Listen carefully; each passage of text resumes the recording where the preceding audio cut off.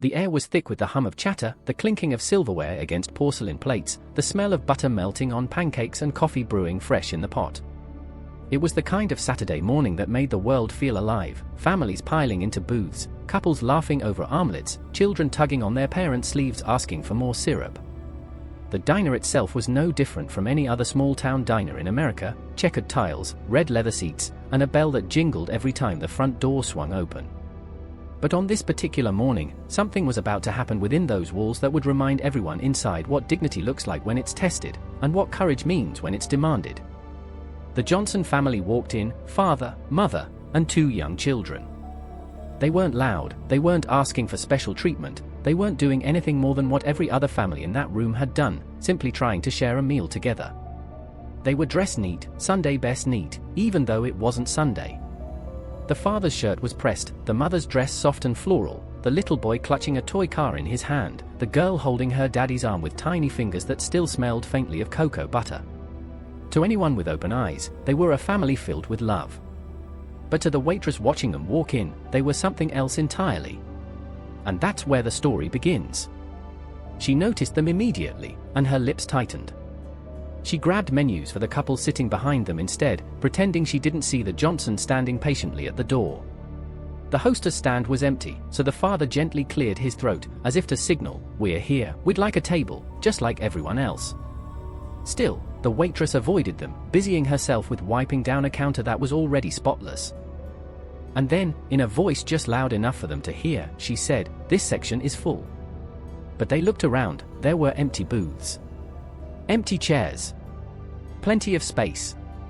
It was a lie wrapped in the thin smile of someone who thought her authority would go unchallenged.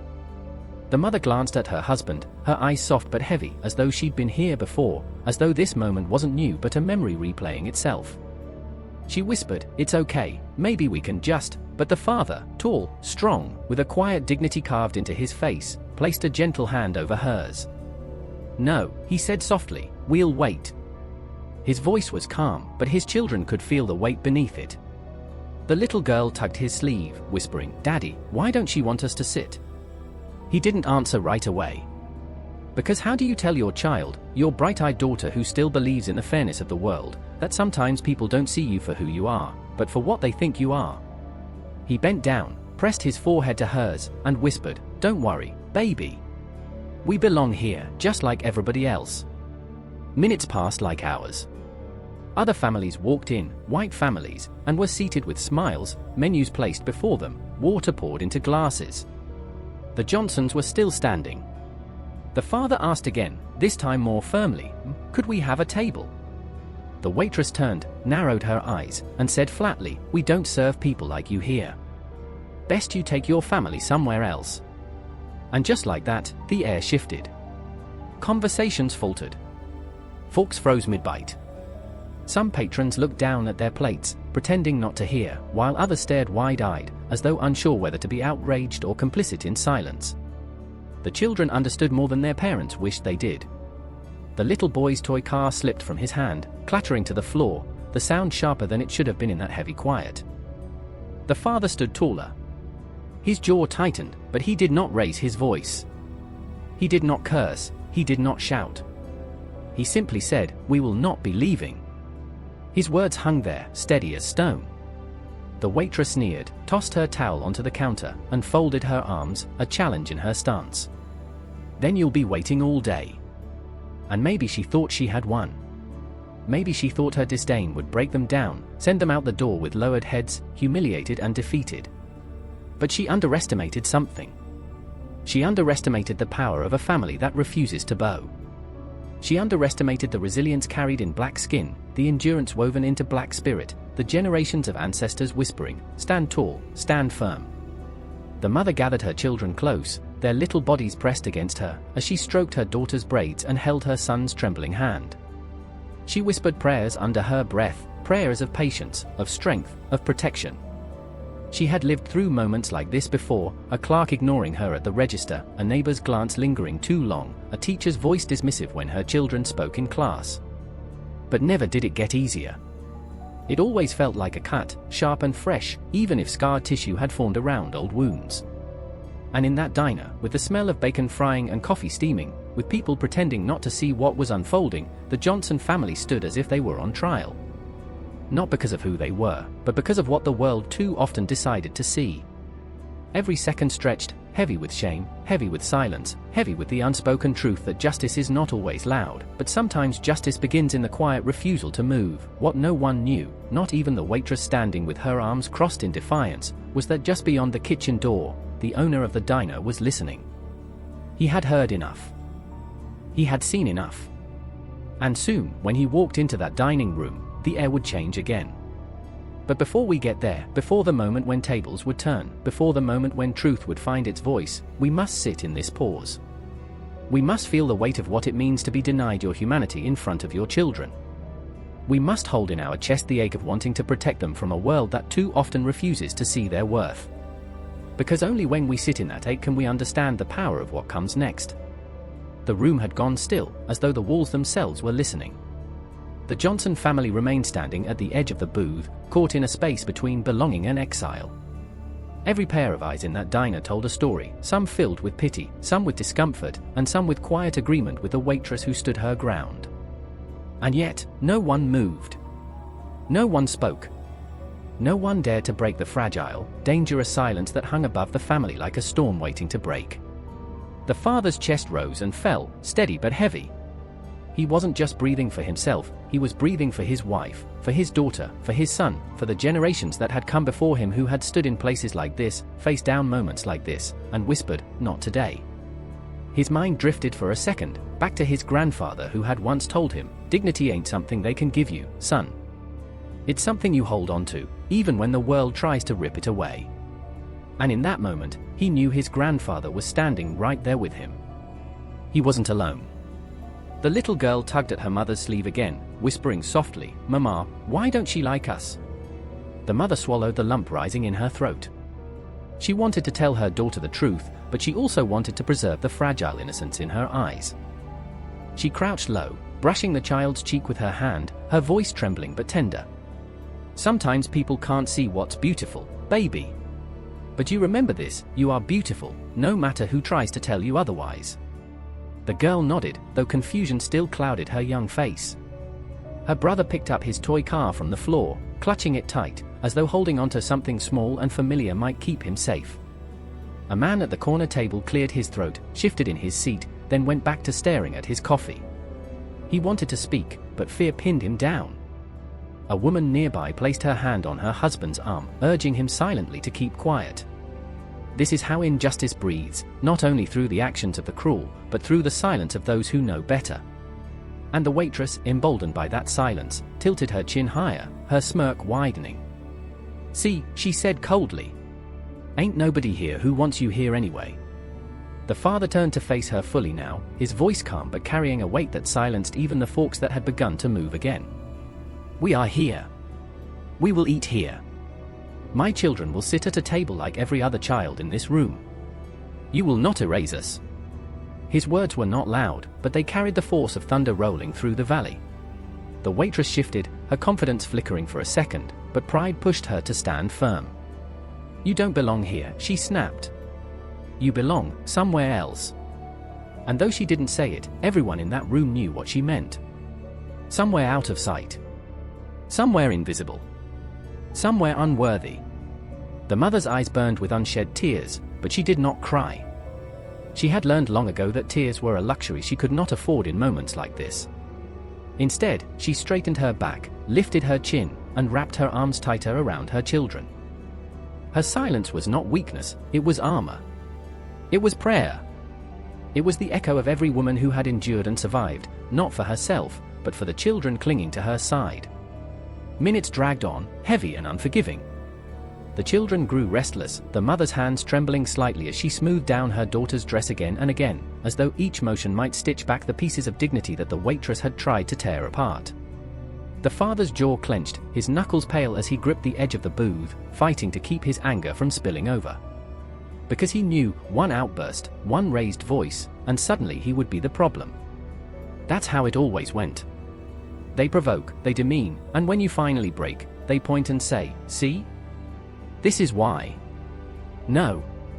He refused to give her that satisfaction. He would not play into her script. He was writing his own. And so, he stood firm.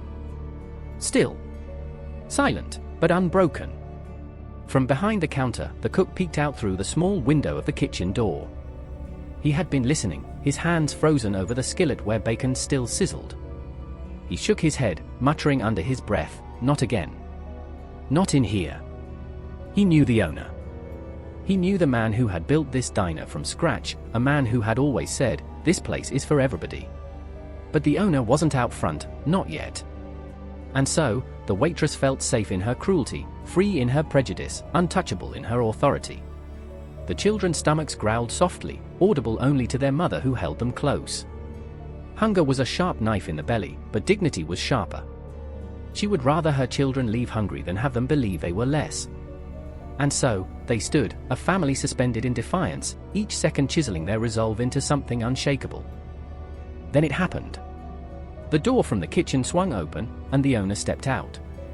He wasn't a tall man, but he carried himself with a kind of authority that came not from power, but from principle. His apron was still tied around his waist, his hands dusted with flour, but his eyes burned with the fire of someone who had seen enough. He had heard every word. He had seen every sneer, every gesture of contempt. And he was not about to let this moment pass without truth standing up. But before he spoke, he watched. He watched the Johnson family standing tall despite the weight pressing down on them. He watched the children clutch their mother's dress and their father's hand. He watched the waitress standing smug, arms crossed, certain she had drawn the line and won. And then, in that pause, he knew exactly what needed to be said, and what needed to be done. The room seemed to hold its breath. Every customer, every pair of eyes, every ear tilted toward what was about to unfold. For the Johnson family, for the children clutching to hope, for the silence that had swallowed too many rooms like this one before, this was the moment. This was the moment that would decide whether they left broken, or whether they left carrying something greater than the cruelty they had endured. The owner wiped his hands on his apron, stepped closer, and finally opened his mouth. And what he said next would not only change that room, but ripple through the hearts of everyone inside, a reminder of what happens when truth refuses to stay silent. The owner's voice cut through the silence, low but steady, the kind of voice that makes people turn because they know something important is about to be said. "Is there a reason," he asked, his eyes locked on the waitress, "why this family is still standing?" His question wasn't casual. It was sharp, deliberate, a blade slicing through the thick air of prejudice that hung over the diner. The waitress straightened, blinking fast, then scoffed, "They don't belong here. I was just saving you the trouble." She gestured toward the Johnsons like they were an inconvenience, like they were luggage left in the wrong place. "You know customers will complain," she muttered. "You know people don't like." "Enough." The word rang out like a gavel. The owner didn't raise his voice, but the weight of it silenced her. Not another word. His gaze shifted now, moving from the waitress to the family. And when his eyes landed on the father, the mother, the children clutching close, something in him softened. "Sir," he said, "I owe you an apology. This is your diner as much as anyone else's. You are welcome here. You have always been welcome here." The father met his gaze, his jaw still tight, but there was a flicker of recognition that this man's words carried sincerity, not just performance. The owner turned to the room, to every customer who had sat in silence, watching injustice unfold before them. "And let me be clear to all of you," he said, his voice rising now, no longer a whisper but a declaration. "This diner was built on the belief that every person who walks through those doors deserves respect. If anyone has a problem with that, the door swings both ways. You are free to leave." A hush fell, deeper than before. No one moved. No one dared to pick up their fork. The waitress's smirk dissolved, replaced with a nervous twitch of her lip. She tried again, but... "You're finished here." The owner's words were final. "Take off your apron. Collect your things. You will not treat people like this under my roof." His eyes narrowed. "Not ever." Gasps spread across the room. Some customers nodded quietly, relief washing over them. Others shifted uncomfortably, unwilling to confront the reflection of their own silence. But the Johnson children, they heard every word. Their eyes widened, not just at the fact that their parents had been defended, but at the truth being spoken in a place where lies had almost buried it. The little girl whispered to her mother, "He said we belong." And for the first time that morning, the mother allowed her tears to fall, not from pain, but from the relief of being seen, being recognized, being told in front of everyone, "You are worthy." The waitress slammed her apron on the counter, muttering under her breath as she stormed toward the door. But the sound of her footsteps was drowned out by something louder, something more enduring. It was the sound of justice, fragile but alive, taking its breath in that diner. The bell above the door jingled as she left, and in her absence, the room felt lighter, freer, as though a shadow had been lifted. The owner gestured toward the empty booth by the window, sunlight spilling across the red leather seats. "Please," he said softly, "sit. Let me serve you myself." The family moved slowly, cautiously, as though afraid the offer might disappear if they stepped too quickly. But when they sat, when the children slid into the booth and their parents joined beside them, something shifted. The room watched them not as outsiders, but as what they always were, a family deserving of the same simple dignity as anyone else. The owner brought menus with his own hands, poured water into their glasses, and said, "Order whatever you'd like. Today, it's on the house." The father shook his head, insisting, "We can pay." The owner smiled faintly. "I know you can. That's not the point. The point is that this meal, this moment, belongs to you. And I won't let anyone take it away." The children's laughter returned, shy at first, then fuller, freer. The boy rolled his toy car along the edge of the table, the girl pressed her face against the glass, watching sunlight dance across the street. For them, this meal would never be about pancakes or bacon. It would be about the day their family stood firm, the day their dignity did not bend, the day a stranger chose to speak when silence might have been easier. And though the parents sat quietly, eating slowly, savoring not just the food but the victory of presence, their thoughts lingered on the bigger truth. This moment was not just about them. It was about every family who had been turned away, every child who had asked why, every voice that had been silenced. It was about the ancestors who had walked through doors only to be shoved back out. It was about the future, the children at the table who would one day tell this story, not as victims, but as witnesses to resilience. The owner didn't linger for applause. He returned to the kitchen, back to his work, as though what he had done was nothing extraordinary. But to the Johnsons, and to those who had truly listened, it was more than extraordinary. It was a reminder that justice doesn't always come in the form of grand speeches or court rulings. Sometimes justice comes in the form of a simple man in an apron saying, "No. Not here. Not today." The rest of the meal passed with quiet peace. Conversations resumed, forks clinked, coffee cups clattered, but something had shifted in that room. People glanced at the family differently now, not with pity or disdain, but with a quiet respect that they would carry when they left. Some would remember it for a day, others for a week. But the Johnson family would carry it for a lifetime. As they rose to leave, the father shook the owner's hand, gripping it firmly. "Thank you," he said, his voice thick with unspoken words. The owner nodded. "Don't thank me. Just promise me something." The father tilted his head. "What's that?"